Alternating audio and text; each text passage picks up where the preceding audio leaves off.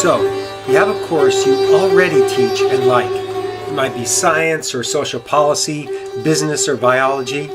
You already bring in global perspectives and have students working in teams. So what's really unique with this approach to teaching?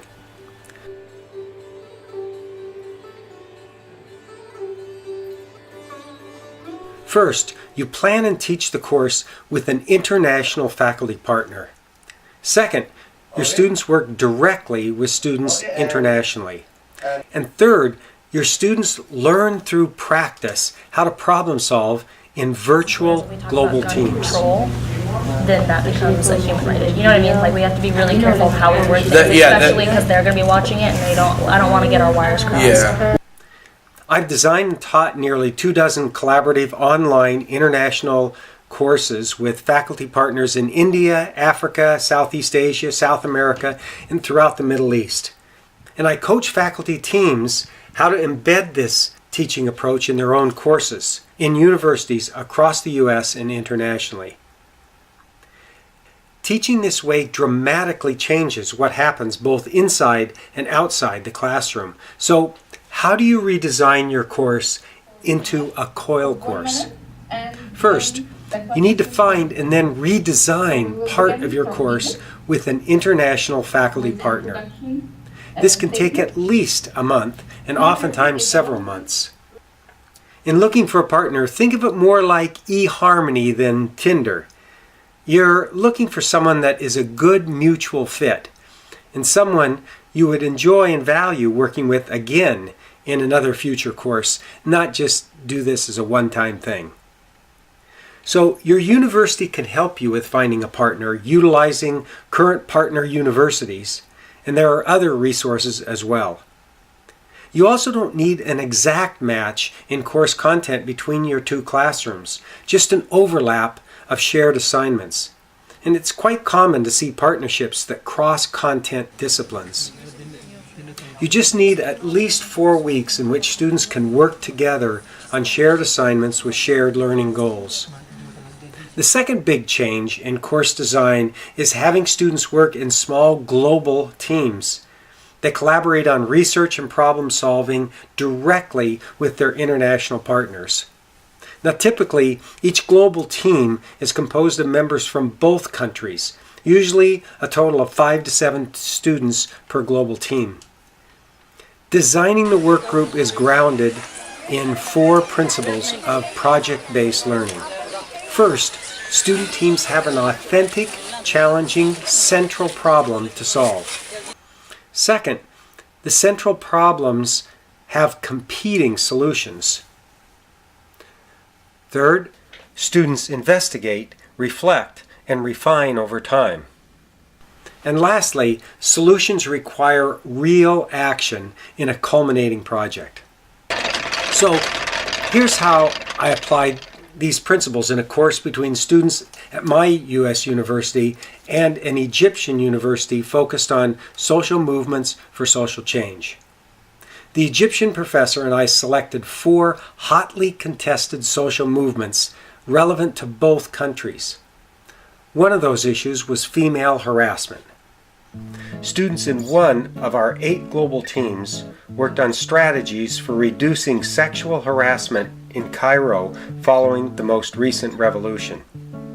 Another global team focused on sexual harassment at our U.S. university and designed a public awareness campaign for the campus, presenting their recommendations to university officials. One global team came up with the idea of a campaign to create harassment-free zones in Tahrir Square, Cairo.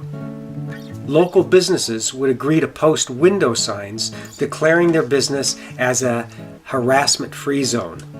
Women would know then that they could go to those businesses for reporting and protection. Students worked with the local nonprofit in Cairo to shape the publicity around the campaign, and they presented a joint paper of recommendations to that agency director. Another global team focused on harassment at the U.S. university and designed a public awareness campaign for the campus and presented their recommendations to university officials. It took about 10 weeks to create the plans, refine them, and present the research. Global teams utilized the primary source experiences drawn from students in both countries to shape the recommendations for each global team. So, how does this change impact the activities that take place both inside and outside the classroom? Outside the classroom, students are doing live video chats with global team members. They're sharing ideas, questions, and research online, both live and asynchronously, in shared workspaces like Google Docs and in closed and private Facebook groups. They're watching teaching videos of recorded mini lessons my teaching partner and I produce. And then to talk very frankly, they're reading assigned articles related to the core content and writing reflection and research papers. They're presenting their findings to authentic audiences who can impact the problem. Roughly half of the assignments relate to understanding the core content, and half relate to demonstrating high-quality communication and group process skills. Now, inside the classroom, the focus is on student interaction, practice, and debriefing. Lectures are really short, designed to stimulate debate. I show examples of high-quality group and communication work that's been submitted by students. Then the students immediately practice in class those principles of group work, virtual communication, and cross-cultural communication that they are learning from these examples. Global teams are meeting in class and they're debriefing global team problems, followed oftentimes by role-playing in teams to try out new approaches to address the issues, and then debriefing about what they just experienced. Sometimes in class we do fishbowl exercises, where one global team works in the center and those outside the fishbowl are taking notes and then offering ideas on group process and content. Global teams meet in class, then record and post brief videos that summarize their discussions. Then they send it virtually to their global team members in the other country for further reactions and deeper dialogue.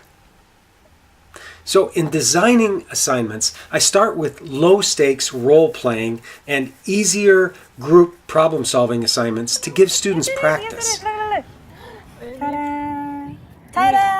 Engaged practice is valued more than correctness at this early stage. And over time, the students engage in deeper and more complex research and reflection and problem solving, leading ultimately to investigating and posing solutions to the central problem of each group. And this concludes then in a culminating project before an authentic audience other than the class or the instructor. Now, I find it essential that students see me as a student in the process. The truth is, I'm in a two-person team as well with the other professor. So, throughout the course, I share challenges that I'm having as the two of us are working together and what we're doing to overcome them. Particularly hard things that come up for us while we're working across cultures. I talk about mistakes and assumptions I'm making and how it gets corrected. Like understanding unspoken cultural norms that can impact interactions and the very real power dynamics that can come into play when problem solving between two countries with unequal political and economic power come together. Lastly, high-performing work groups understand the importance of group stages of development, one of which is closure. A common assignment I give is to have the elements of good closure, appreciation, recognition of regrets, celebration of accomplishments, and saying goodbye, and design a way to do it that fits their style. So students do this both within their global team, figure out closure, and where appropriate in a class-to-class event.